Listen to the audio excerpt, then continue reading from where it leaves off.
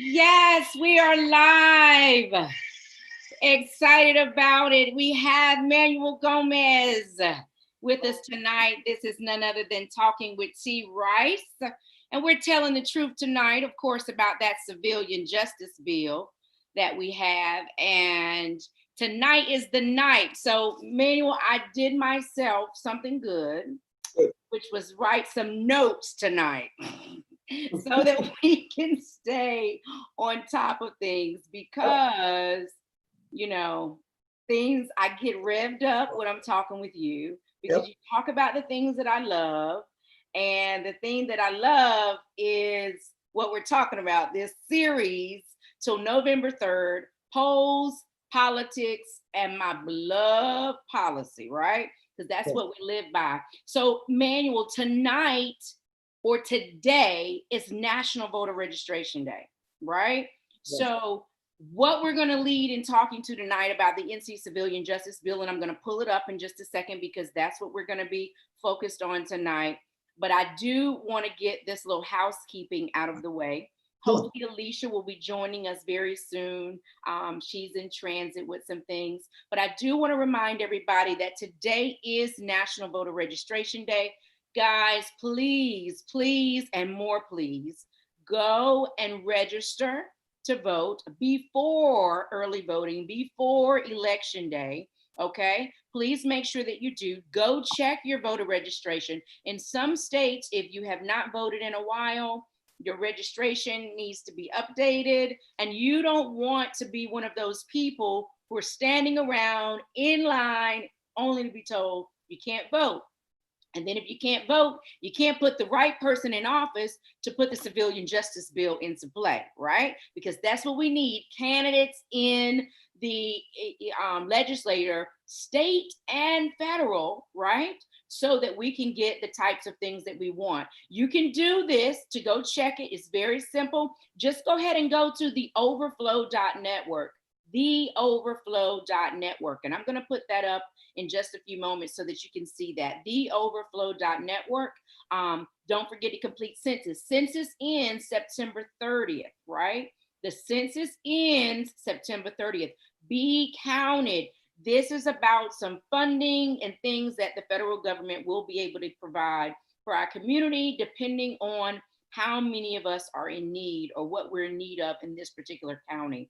Not only that, what's even more important, go support the civilian justice bill that we talked about last Tuesday. We're going to go in detail about it this Tuesday. And I need for you to go to theoverflow.network, log in, sign in as support to the bill, support in uniting Black citizens and their allies around creating wealth, around changing policies. And so on tonight's episode of Polls, Politics, and Policies, I've talked about polls, going to the polls, register to vote, okay?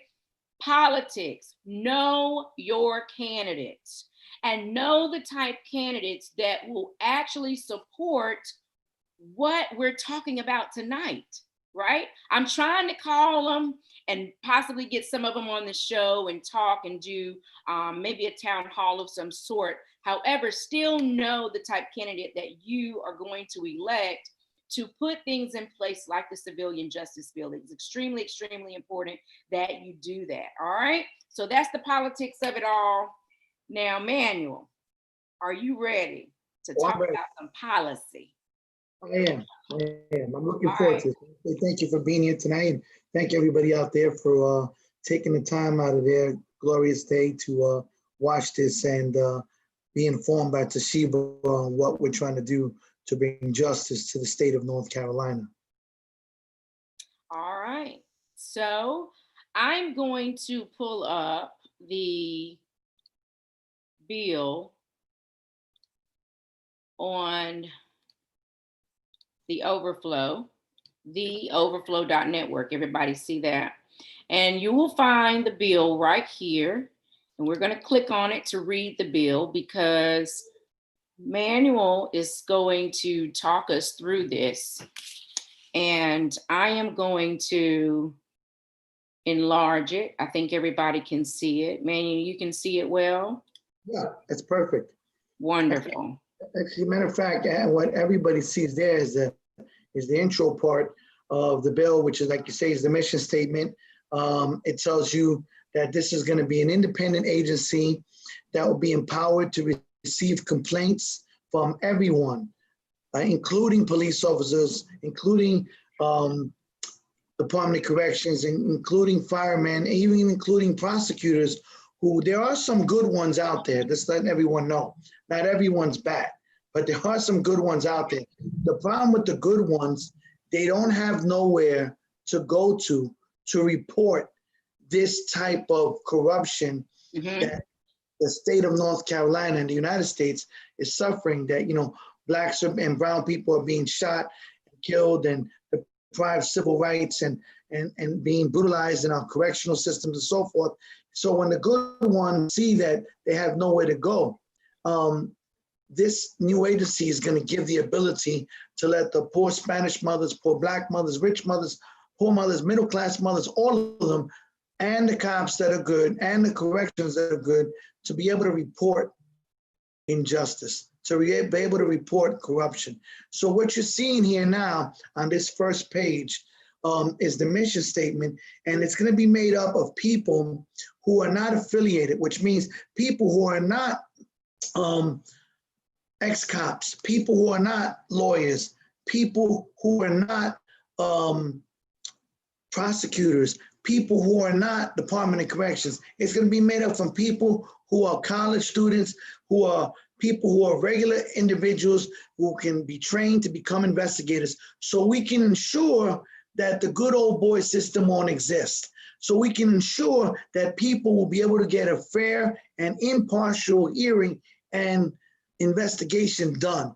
So that's what this is going to do, this bill. And if you could just raise it up a little bit, Toshiba, you'll see the infrastructure I've actually laid out here for this agency.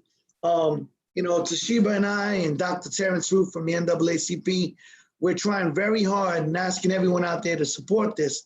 This new agency, as you see, we've got the terms, we've got how many people, how many investigators, what the trial room judges are going to be consisted of. We're going to have this, and we're trying to put it in Fayetteville and the slave market, which everybody wants to tear down, rightfully so, and everybody wants to burn it to the ground. Well, I'm saying, let's not burn it to the ground. Let's turn it into the Department of Civilian Justice, the home of the Department of Civilian Justice, and name the building the Hall of Justice, so that it will be a beacon of light to the entire state of North Carolina, and people from the entire state, from Raleigh, from Fayetteville, from Durham, from the one end of the state to the other, can come there and get justice when they're not having an ability to get justice. This will be a beacon of light to show it will protect everybody's rights. If you can go to page 2, if you don't mind. Frank Serpico, and I don't know if many of you, I'm showing my age, but this was a big movie back in the late, like 79, 1980. He was a very famous New York City cop. He took down the corruption within the NYPD regarding drugs and cops, using their cars to transport narcotics for drug dealers and being paid off throughout the entire city. He co-wrote this bill with me. So what you're seeing here is a compilation of everything that we've experienced, and people like Toshiba's cases, and people like Pedro Hernandez, Floyd, Ferguson, Anthony Baez, has all went into this to make these functions. So as you see in number 1, it talks about complaints being made. A complaint can be made by anyone or law enforcement, and a person will be able to file a complaint without fear of retaliation. So now, if I go into a police precinct and I go in there and try to complain about Officer Jones, okay, they're gonna all look at me and possibly retaliate against me because I dropped dime on one of the cops within the community. Okay, so now when I'm walking back home or coming from school, they might turn around and harass me and stop me. This function, number one, is going to make it so that you can report that complaint to the Department of Civilian Justice and you will be protected against that type of abuse, because that current abuse is going on now.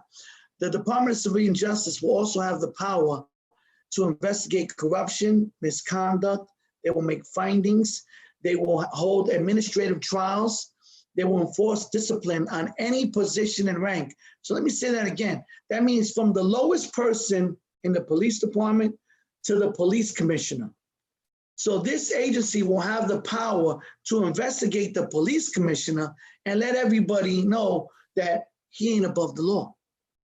No one is. So Manny, I want to interrupt so we can get some dialogue going here. So what you're telling me is that the Department of Civilian Justice is actually going to provide the oversight that so many civilians who have already had encounters with police, who have already been hurt by the system, is actually going to be able to make complaints to this system, then turn around, and this Department of Civilian Justice can actually investigate what those people's complaints are, turn around, make some findings, and then turn around and do some administrative discipline behind it? Yeah, it will have the ability to fire them. It will give transparency where there currently is none. And then it will also have something else. Right now, if I go into the police department in Fayetteville and say, the Fayetteville police chief was, and not that he is, but he was, sexually harassing another female cop, and they have proof of that in his office, all right? There is nothing can be done to stop him from hiding that evidence.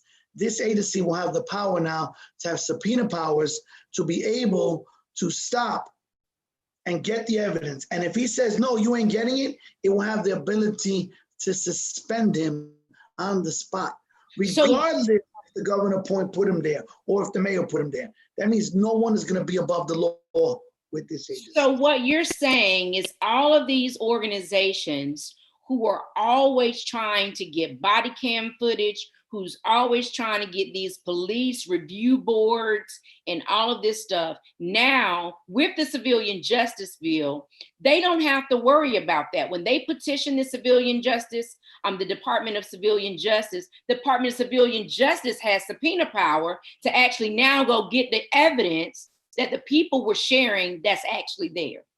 That's correct. And you just said something, and I just want to touch on that real brief. You talked about the body cameras that they're wearing and the body cams, in the police department and so forth. Let me tell you something. That right now is a scam, because they don't keep those cameras on the entire time of the tour. So it defeats the purpose. They turn them on and off when they want, because I've been in the street and seen it. A cop will come up to your car and say, license, registration, and then he'll turn it off and say, listen, I told you, give me your effing license, or what the F is your problem, and call you a racial slur. And then when you answer him, turn it back on. So this new agency is also going to have the ability to stop those games, because that's what's also going on now. Even though we have body cam footage, they're not staying on the whole tour with that cop. So the camera should be on for the complete 8 hours. The only time it shouldn't be on is when you have to go to the bathroom. Other than that, it should be on the entire time. And you're correct about that, because when I chaired one of the CACs here for the city of Raleigh, they came and did presentations about the body cam program, and they did indicate that there are certain times when the cam is off and certain times when the cam is on. But what I found interesting in media is that it gets pretty weird when footage is gone during these increment times. Footage was on when they were running, when they were doing that, and then when pop happens or something happens that's critical, it all seems that, it mysteriously cut off. And you know what? And that's true. That's why if you look at number 4 under Department of Civilian Justice, I wrote this to deal with the specific problem of them hiding records, them hiding the computer files and the body cams. And it says here that the Department of Civilian Justice investigators will be granted full access to all records and computers of any department of any level that it's investigating to conduct a thorough investigation. Right now, we don't have nobody that can do that. The only one that can do that in the state of North Carolina is the state attorney general. And Toshiba, I got a better chance of dating Beyonce than getting him to do something. He ain't gonna come down and get this computer footage. They're not gonna do it unless it's all over the news. He's not gonna do it. That's why we have to have an agency that will do it from the smallest towns in North Carolina to the major cities. All right, so let's go down to, I think you left off at number 5, right? Yeah. 5 or 6. 5. Where it deals with the person of department preventing the DOCJ investigation. We talked about that if they're preventing the investigation of the DOCJ, that the investigators obtaining information regarding an investigation will be immediately suspended. There'll be a hearing that will be held to determine the punishment for the obstruction, which could be as severe as removal from this position, regardless, like you said, of their rank or their position. So you did talk about that.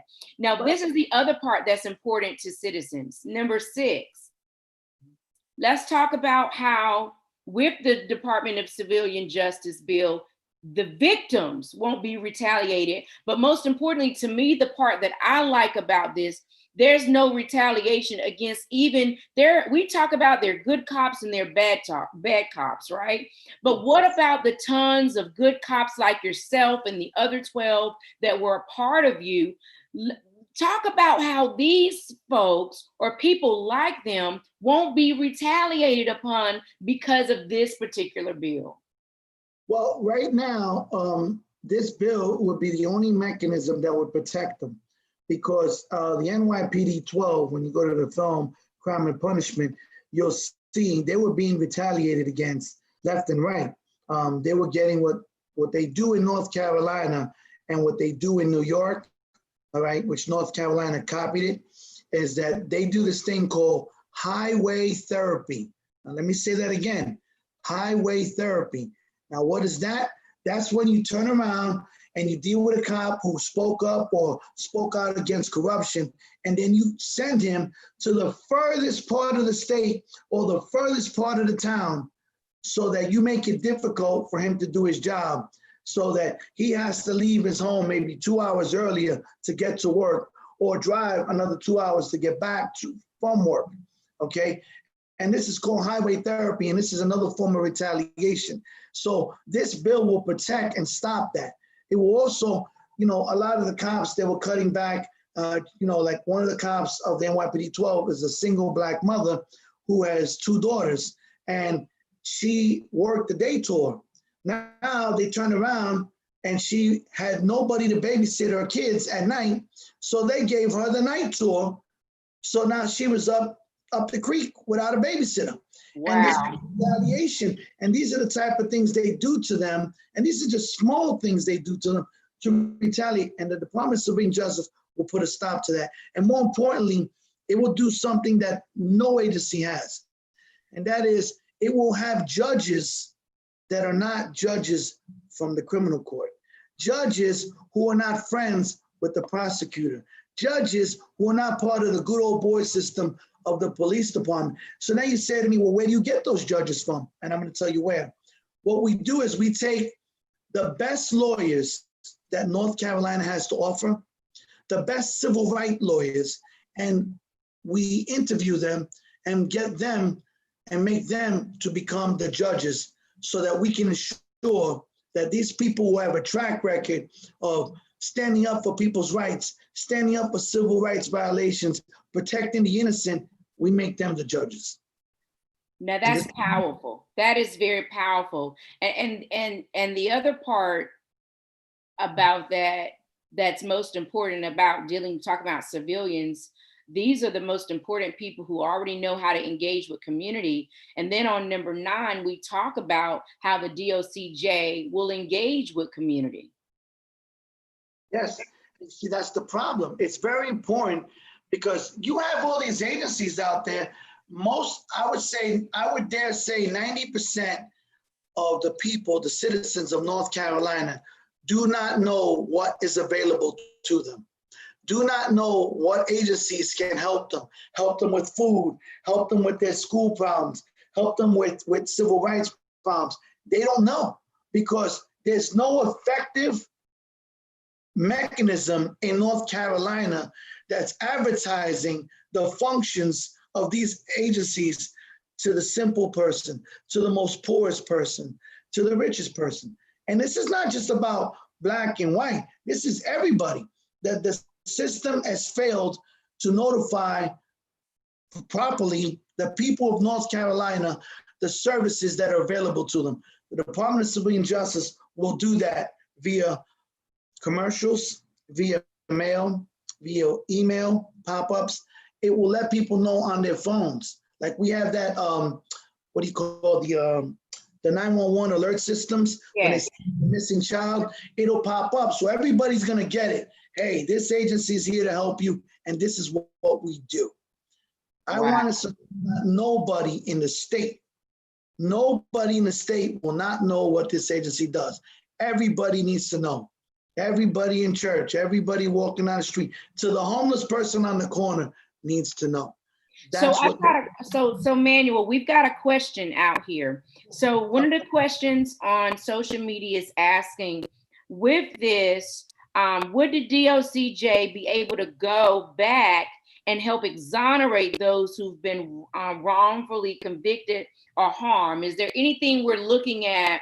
Because a lot of times, and it's not uncommon when new bills come on the scene, it doesn't necessarily support or help, to go back. So is anything in your writing or future thoughts about showing how states can go back and exonerate? I know it's kind of slim to none, but. No. The person, whoever asked that question, thank you very much, because you're 100% correct. See, this agency will be able to investigate corruption no matter when it was done.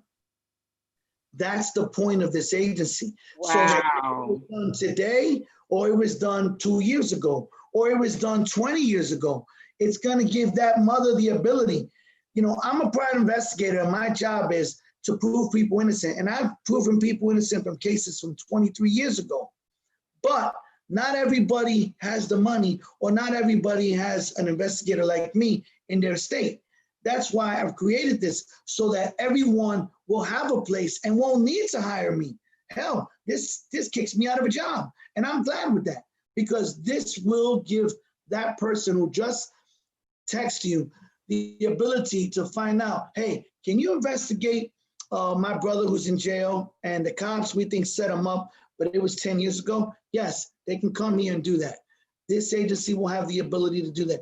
That's why I said to you before, this is the importance of informing the public what the purpose of this agency and the services that it will provide to every citizen of North Carolina. Let's talk about these district attorneys. That's a powerful answer that you just gave. But let's talk about number 8. Let's go retroactive back a little bit about civilian allegations of corruption and misconduct against district attorneys' offices. You said something in our last episode that was extremely powerful. One thing that you say is, hey, everybody's talking about defund the police, defund the police. We do need police officers, because if someone break in or other things happen in my life that, God forbid, I hope it doesn't, we do need police officers. However, you talked about some of the most corrupt is beyond the police officers once they've done or violated our civil rights, is when it keeps on rolling on to the next person who can stop it all. I kind of lost you in that last part. You faded out. Okay. I was saying that in number 8 here about district attorney's offices, you talked about last time about how the district attorney's offices, once they know that a case has been brought before them, how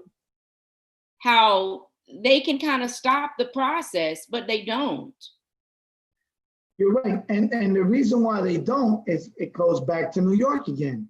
It's because North Carolina, the prosecutor's office copy about 80% of the procedures that the prosecutor's offices do in New York. So what do I mean by that?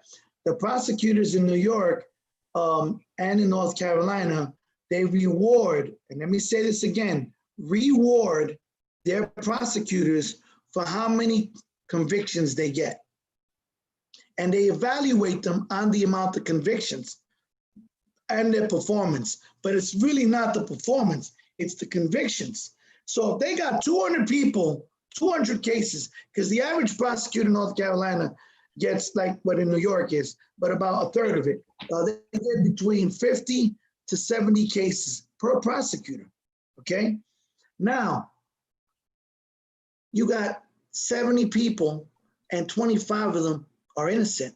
Instead of dismissing the case, the prosecutors will offer them probation, will offer them to be do community service, because they don't want to put out all these dismissals, because then their evaluations are going to go down, and then they don't move up the ladder. They don't make the money. We should not be evaluating our prosecutors on how many people we find guilty. This is the problem in North Carolina. I mean, me working as an investigator, I've gone to so many states, and I will tell you, in New York, I would dare say 25 to 30% of the people in the jail system are innocent. They shouldn't even be there. So since you're talking about that, Manuel, New York, North Carolina is the same thing. You're right. And since you're talking about that, one of the questions that this popped up from one of my most favorite allies, Casey Corder, she asked a question: how does the DOCJ would possibly partner with local mental health agencies? What does something that really look like? Now, partner up with them. Well, what it would do, it wouldn't partner up with the agencies, because the DOCJ has to remain independent. Okay. What it will, and the reason why it has to remain independent is because once you start partnering up with other agencies, then that good old boy system creeps on in, okay? And that's not what we want. It has to remain independent so that it can provide fair and impartial investigations. What it will do with mental health, it was be able to investigate cases like I have to do now, where people who have mental health issues were killed or assaulted or molested or hurt. You know, I have a mother who went to visit her son, and this is a sad case, and I have it now. She is how can I put it? She has mental health issues. She went to visit her son, who was waiting to go to court, who was innocent, so proven guilty. Hasn't been proven guilty, hasn't even gone to trial yet. And she was waiting to see her son, and when she went into the jail, they frisked her. And then not only did they frisk her, but they made this woman drop her panties down and pull out her tampon. And this was caught on film. And then one of the correctional officers put their hand inside of her. Okay. Oh, so no. This is what this agency will prevent. And I'm sorry for the graphicness, but I got to keep it real. I mean, and this doesn't just happen in New York, because I've got 2 women from North Carolina, which I have to keep their name confidential, but they were sexually assaulted, one by a dog, which they let the dog go up her dress into her crotch. And then the other one, they had a strip search and pull out her bra and put her panties to her knees. And this is caught on film. And Manuel, that is absolute horrific. I mean, that is horrible, but it goes back to why the Civilian Justice Bill is so important. It goes right back to that young lady's situation. It goes right back to the child who had autism, who was killed by police officers, even though the mother called a trained crisis intervention officer. All of this goes back to so many people who are living with mental health. Now families actually will have a place that can support them, substantiate their claims, investigate what they're saying, find the misconduct within the district attorney's office, find the misconduct within the police department, and then turn around and serve justice for families that are in so need of it. Well, and you know what? And there's one more thing that the Department of Civilian Justice will help. Are you familiar with the 311 system? No, share that. You know, if you dial 311 and you call that in case you got to make a complaint. You know, you make a complaint if your son is not getting treated well in jail, or he's being denied medical help, or the street is cracked in your street, you know, and you need to fix it. The 311 system we have in this country right now is a broken system, because there's thousands of people making 311 complaints regarding all these issues that you and I are talking about tonight, and nothing's happening. So the Department of Civilian Justice is also going to help now take up the slack and repair that system, because it will be an area that people, again, can go for justice. You know, and this is something that, again, like I said, this is a nationwide problem. And I'm so glad that you're showing this bill, and I really thank you, because right now, the rules, the functions, and everything everyone's seeing right now, this is the first of its kind nationwide. This is the most comprehensive bill, that first of its kind, that's being presented to North Carolina, and is being attempted to be pushed by Toshiba and Dr. Terrence Ruth and myself and other activists out there to make this happen. I need you all to come out and support this, because nobody's breaking it down like Toshiba is tonight. Nobody. Actually, this officially is my first time that I've been online with anyone who's actually showing it step by step and saying, hey, this is what it is. This is what we need to back up. And she's educating you through truth. I want to say thank you. That's how we move forward. It's about people who want to be informed, and then they can make the best informed decision for themselves, so that they can go out here and say, hey, I'm going to register other people to vote. I'm going to make sure I vote. I'm going to make sure that I put people in office that understand that social justice is now, and the civilian justice bill is our social justice reform. And so I'm excited. I've put someone on a mission. Mom's Manufacturing is making me some shirts that talks about my social justice. What does social justice look like? And then it's going to say the civilian justice bill. And so this is what we need. This is what we have to do. And so it's my honor and pleasure to actually bring information to people that's going to make a difference in their direct life. If Breonna Taylor had this bill in her state, her parents would not be sitting around waiting for people to be charged for months. It would have been an automatic sending to the Department of Civilian Justice. Yeah, you're exactly right. I mean, and the same thing with Eric Gardner in New York. That Absolutely. Put on the job, and he was being paid for 5 years.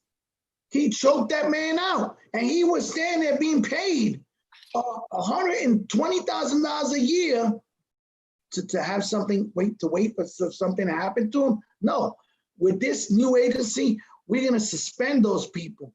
Now, everybody is innocent to proven guilty, okay? And that's the law of the land. But we will suspend them, send their butts home, take that threat off the street, take that threat away from the community, away from the people, and then pay him while he's waiting for his trial, pay him while the investigation is going on. But as soon as that investigation is done, boom, he's fired.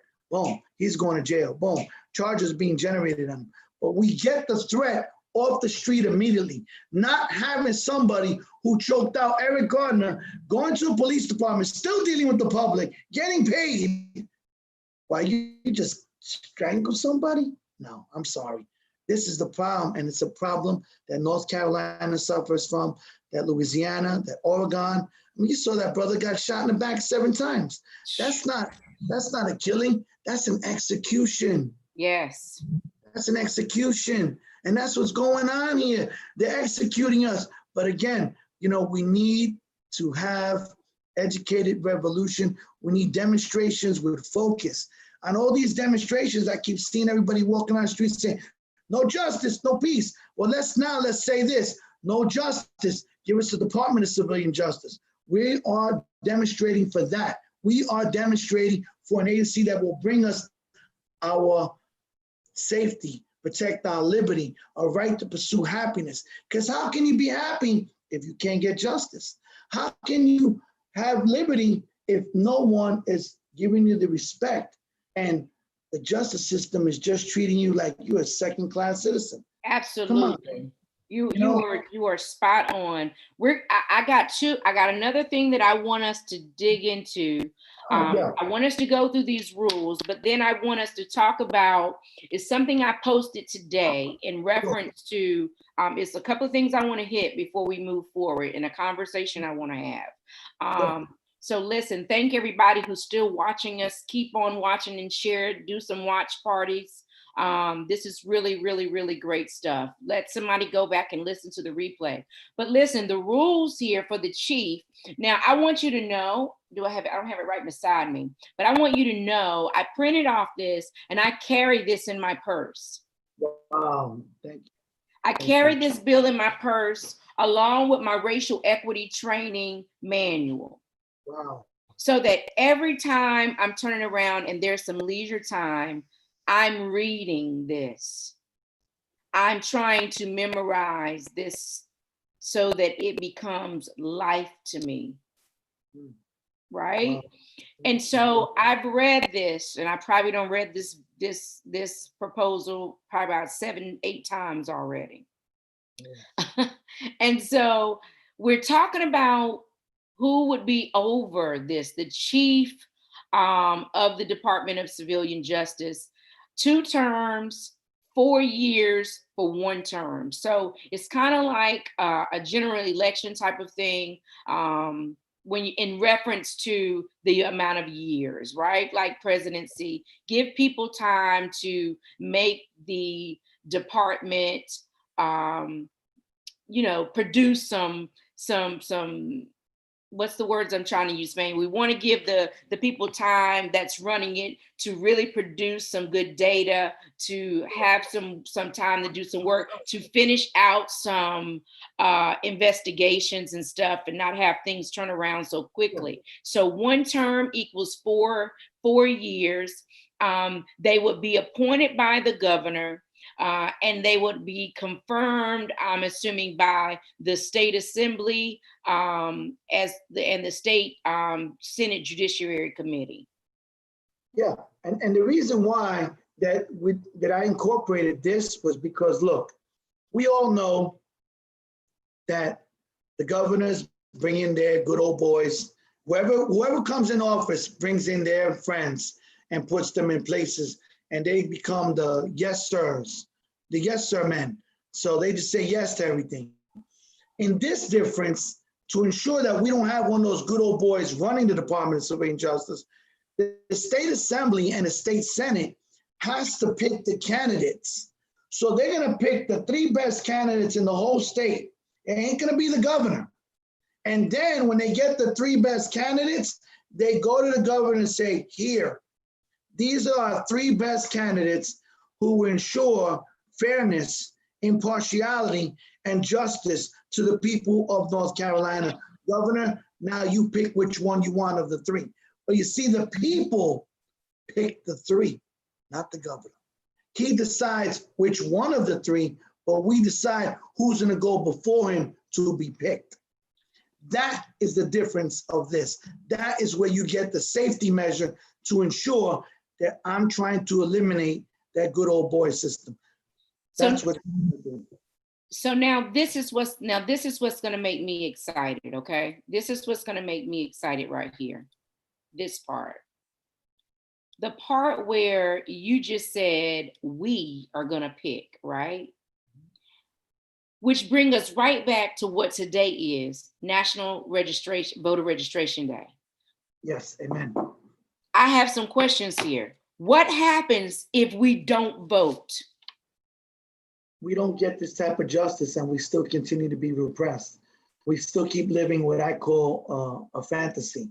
You think you don't, you think you have your rights. Right now, women are still underpaid across the country. All right. I mean, it wasn't just about 100 and what was it 115 years ago, women just got the right to vote. Okay. I mean, and while women are still underpaid, without having agencies like this, we're still going to have the sexual harassment. We're going to still have the execution of Black and brown people. We're still going to have whites and Black and Spanish and Jewish and Italian being abused in the correctional system and not getting respect within the penal system. I mean, I got a case now, right, where a kid called me for help and a mother, and her son is innocent. Do you know that they told her that they adjourned her case indefinitely because he had evidence proving his innocence? Now I told her, ma'am, how is that legal? So I called the DA's office to find out if that's true. And you know what they said? Yeah, they adjourned it indefinitely. And they said, well, we're using COVID-19. No, you cannot be using excuses to violate a constitutional right. And this is happening here. This is happening in North Carolina. And thousands of people are waiting to go to court. Thousands of people are backed up. The system's backed up. You know, I had another case 2 weeks ago where they wanted to take a white jury from Long Island because the area they were getting it from, they had low COVID cases, you know, and they took a jury over there, brought it to Brooklyn so they can judge this young Black male. And I said, no. I fought with the attorney and I said, wait a minute, you just violated the Sixth Amendment right.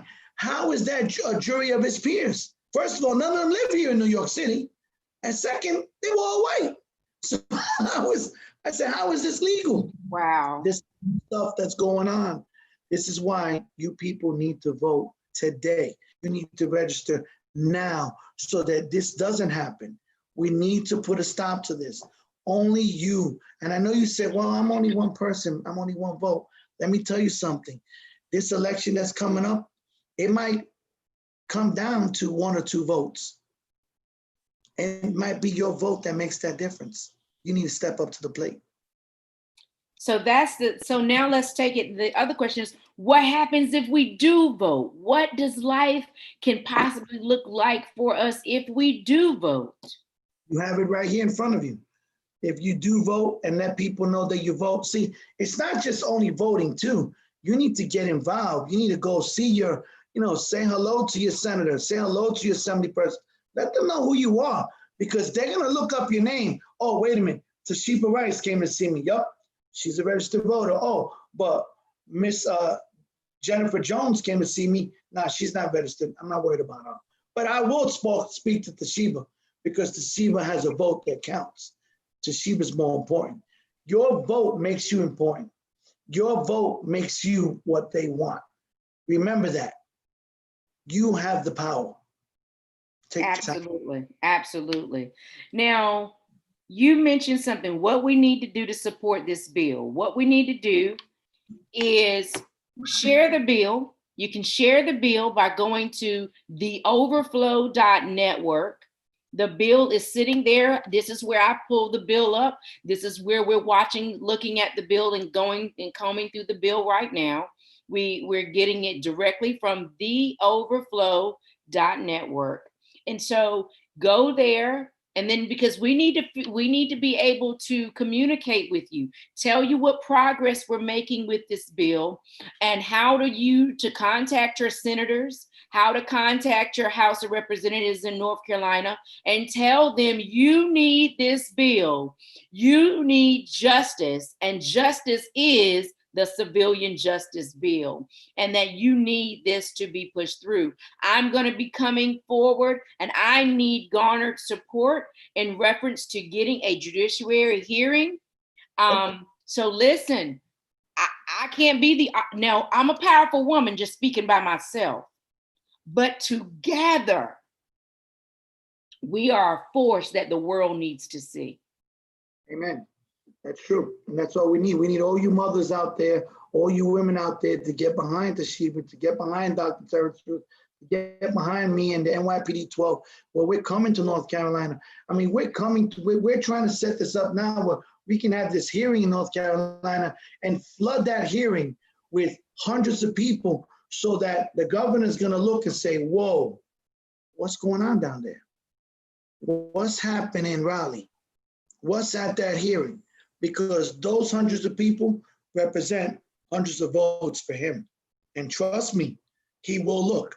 Trust me, he will listen. Trust me, he will have to act. Right now, this country, all the states have had a movement that no governor has seen ever. The amount of people that heard the cry of mama, mama from George Floyd shook the United States. There's oh, that's so powerful, and that's so true. And someone's asking a question right now, what about those immigrants or felons who can't vote? Who speaks for them? We speak for them. Yes. We speak for them. We're standing up for the people who can't vote right now. That's why it's so important for those of us who can vote, who get behind me, who support me with this judicial hearing that I'm going to be asking for.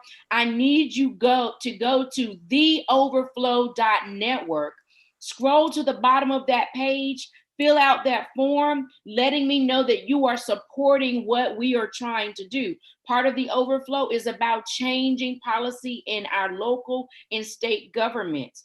I want to speak for people who cannot speak for themselves. I want to stand up for folks who have been overlooked, who've been torn down, and who've seen that there is no hope. But we have hope with this civilian justice bill. I made this statement to a state senator that I was talking to the other day. And I said, this bill is like, and I posted something on Facebook. I said, for anyone who goes or who've attended Sunday school or even of a Jewish descent, when Haman manipulated the people, the king, to get a decree, which is a law, sent out to destroy the Jewish people. And then Mordecai was able to come back and to write another decree, which is the law, for them to defend themselves, because the law could not be taken back. We can't take back these laws that have already been put out there, but we can use the civilian justice bill to counteract all those laws that are enfranchising against us, that are tearing us down, that are seeking to destroy us, that are seeking to take away our wealth. I'm telling you, Manuel, this is going to bring me over into an article that I received from a very intelligent man about the NYPD and a particular officer, how we keep pulling these. And I posted this article today on my Facebook page. Wow. And I posted this article about how this high-ranking New York police officer has violated so many men with doing the things the acts that you were just talking about that poor woman who had to endure being stripped down and violated and touched in such vile ways. Go to my Facebook page, guys, read this article.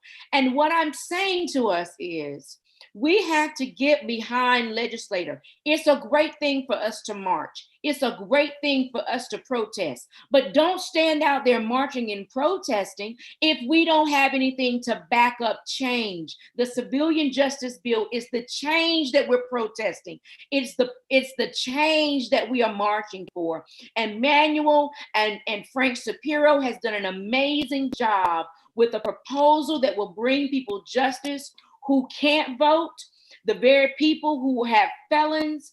We come back and we relook at this, we revisit these particular situations, but we can't do it unless we do it together. This live should be full of thousands of people in our state watching and sharing, and it starts with us. It starts with us, and it starts today, because we Correct. need your help today, because voting is taking place, and we've got to put the right people in office that are going to protect all civilians, not just some civilians, but all civilians. And And so, that's, Manuel, I'm going to say this last thing, and I'm going to give it to you. The officer in the NYPD that moves up rank, the Good Old Boys Network, that gets promoted, regardless of the numerous complaints that they have, regardless of the numerous findings that they have. We here right in Raleigh, North Carolina, currently is an ongoing investigation about police officer who, they praised and thought was so great, padding cases, being corrupt, but we thought they were so great. I believe it may even said an officer of the year. yeah. Well, I want to say, I'm gonna answer that question, but I want to just touch back on one thing you just said. That person asked you, what do you do for the illegal immigrants? I want you to know right now, when Toshiba started reading this bill, it said right in the beginning, any person can report an act of corruption without fear. It was, no, I'm sorry, it's back to like number 1. If you go back up, you'll see on line number 1, it says complaints can be made by any person. Doesn't matter if you're American, Mexican, Guatemalan, South African, Cuban, wherever you're from. Whether or not the person is a victim or a witness of an incident of corruption, complaints can be made without fear of retaliation. The problem with the Mexicans and all these illegals we have here, and they come here because they want to get a better life, they're scared to make complaints. This agency will let them make the complaint and nothing will happen to them. It will protect them. It will not kick them out in immigration. That's what I wanted to end that part on. Now, that's powerful. Oh, wow, that's powerful. That's very important. I hope I answered that person's question. Yeah, I hope so too. Yuri, let us know if we need to dive into it a little deeper. You can always reach out to me even after the call. Anyone who has questions, please reach out to me, toshibarice@gmail.com. Or go to my website, toshibarice.com, and send fill out a form so that we can communicate with you. And we're happy to help. We do presentations to share the bill with your organization, your congregation, whoever you are willing to stand up and fight for this bill, to be alongside myself, Dr. Terrence Roof, Manuel Gomez. We want to see justice, and we want justice now, not later. We've waited long enough, and we need justice now. So vote and put people in office that will support this particular bill. Many go back to that thing you said about that cop in North Carolina that you guys thought was a superstar and had all these cases showing him of committing corruption and illegal acts. And this is what the Department of Civilian Justice bill will be able to do.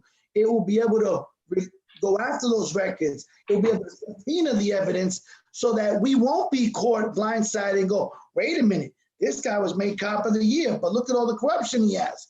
This is what the Department of Civilian Justice will expose.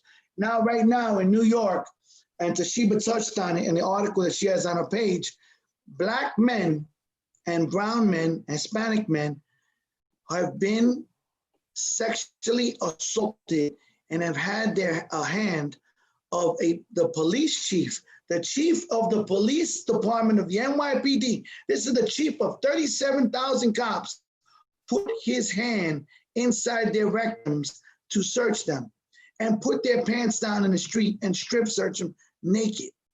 This man is the chief of police of New York. Now, Toshiba has posted that article up. Why is he still on the job? Why is he even not in jail? And this is the type of corruption that I'm fighting. And this is the type of police department methods that are being copied by all these other 38 states, including North Carolina. This is what I'm saying. When you read this article, you're going to say, oh my God, and there's the article right there, over a dozen Black men. And he was found guilty and they hid the evidence. Now you say, how did he keep getting promoted? How did he came to become a chief of the police department, a 3-star chief? He is the highest person You know how we got there? Because the police commissioner was his friend, the good old boy club. So they looked aside all these young blacks being sexually assaulted. He was sticking his fingers inside their rectum. And you want to know what they call him? You're going to look. You're going to see they call him the Red Fury. I mean, it's insanity. And this is 2020. And we're doing slave practices. We're violating our people like it was 1830. I'm sorry. I need your support. Toshiba needs your support. We have to have the Department of Civilian Justice look at this. Now, this is not women being sexually assaulted. This is young black males being stripped in the street and having this white man's hand shoved up their ass. I'm sorry. That's disgusting. And this is what's going on. And he's the chief of police. Somebody explain that to me. Somebody tell me why nobody's doing nothing. And then I got a mayor that won't do anything.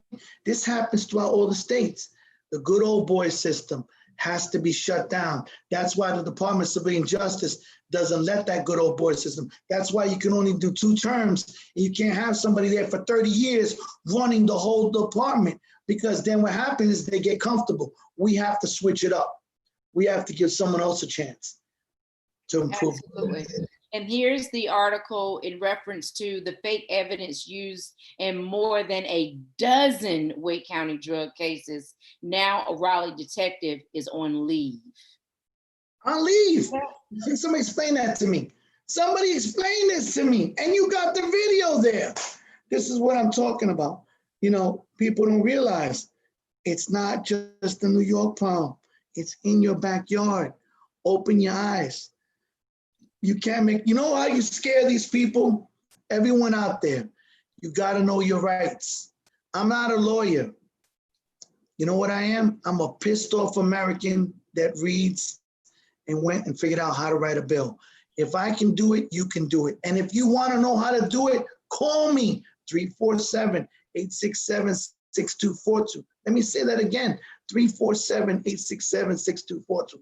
I will show you how to write a bill. I just told Toshiba tonight, and God is my witness, I just finished writing a new law that now is going to be adopted in Connecticut. And it's called the Accountability Act. And it's going to complement, and I'm writing it now, I'll have it finished by tomorrow for North Carolina. And what it is, it's going to hold, right now, that cop, can you go back to that detective article? Yeah. That detective article in Raleigh, right?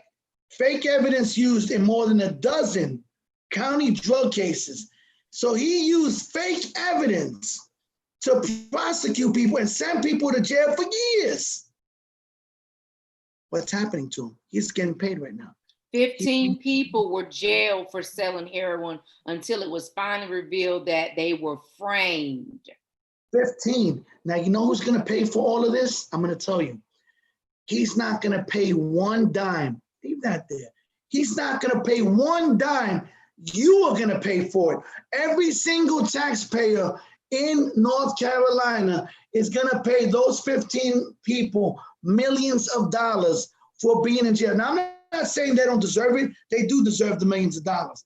What I have a problem, and this is why I wrote the new law called the Accountability Act, a bill proposal now for a new law. And this bill is about making him pay. It's about taking away the immunity. Right now, every cop in North Carolina, every prosecutor, every Department of Corrections officer has what they call immunity. So that means you can't sue them, but you can sue the state of North Carolina.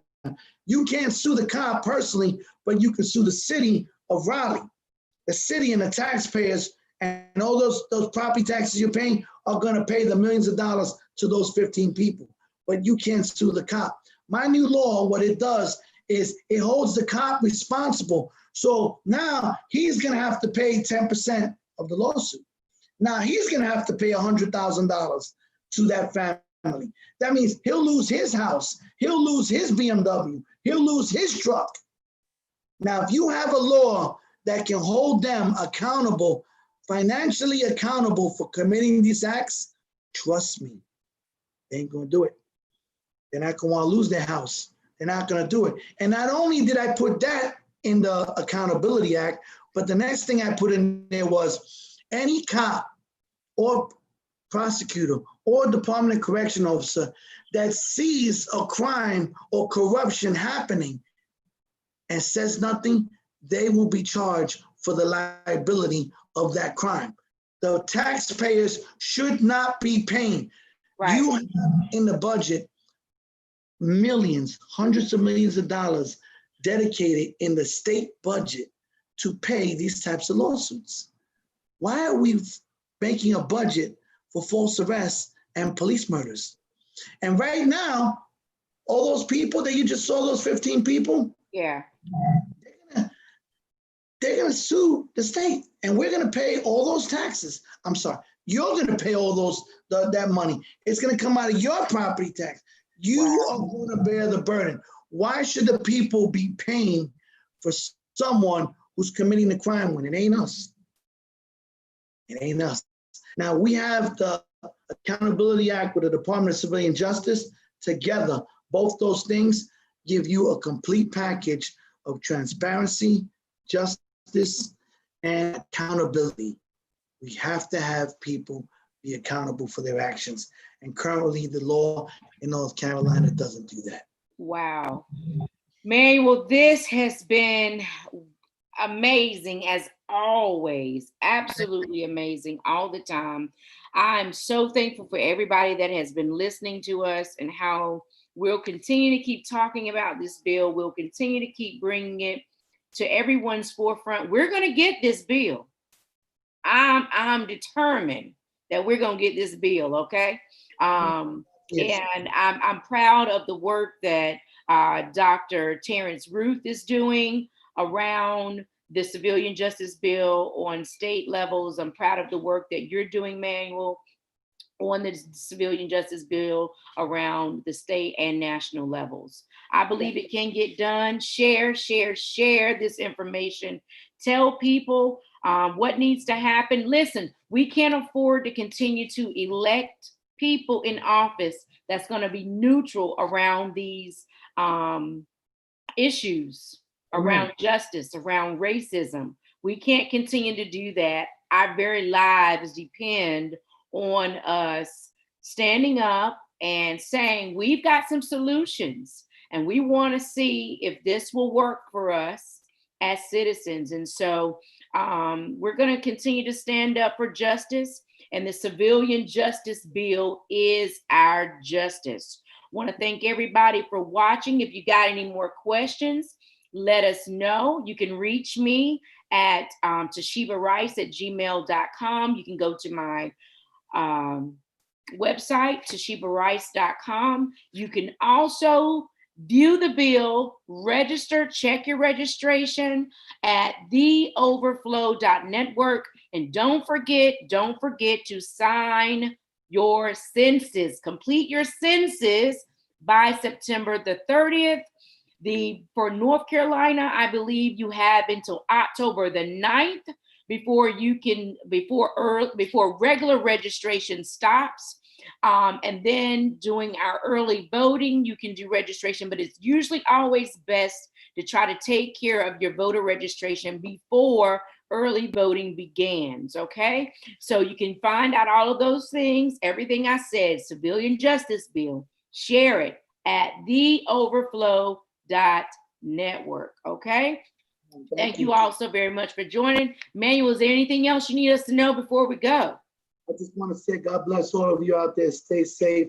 And just remember, when you can reach Tashiba, you can reach me. If you can't reach me, reach her, and she'll get me. But I promise you, I will get back to you, and nothing will stop me from helping you. All right. So God bless you all. All of you stay safe. And again, thank you, Tashiba, for having the ability and the fortitude to be able to show this and educate the people of North Carolina. God bless you. And thank you. God bless you. Thanks so much, everybody. And you already know, have a positive and productive day. Have a good night, everyone.